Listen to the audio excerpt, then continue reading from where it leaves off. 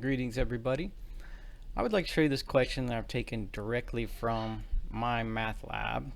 Okay, and I've enlarged. It was a graphing question. It says to choose the correct answer from 4 graphs, and I enlarged the one that's correct, but I'll give you enough of a description that we don't really need to see all of them. Okay, so what this says is, can you choose the graph of the function g, where g prime is less than 0 if x is less than 3, and g prime is more than 0 if x is more than 3. So here's what that would mean.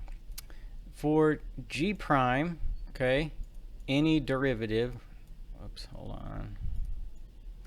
any derivative of any function, but they gave me g. If g prime is negative, that means the slope of the graph is negative. And that means that the graph is falling from left to right. Okay, that's how you can understand g prime less than 0 in visual terms. And this seems like it would have to be visual because they're asking you to pick the graph that fits that description. G prime greater than 0 means the slope is positive on the graph, and that means the graph is rising from left to right. So I guess what they're saying is, which graph is falling when you look at left of 3 and rising when you look at more than 3 on the x-axis? Okay, so that would be like this. So here's the x-axis. Let's say, suppose you find where 3 is on the x-axis. That description was of a graph that's falling if you look left of 3 and rising if you look right of 3.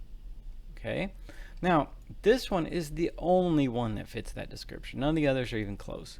If I could find 1, 2, 3 right there, I notice the graph is falling on the left and rising on the right, and that fits the description that was given. But you have to know how the derivative being positive or negative translates into the graph rising or falling.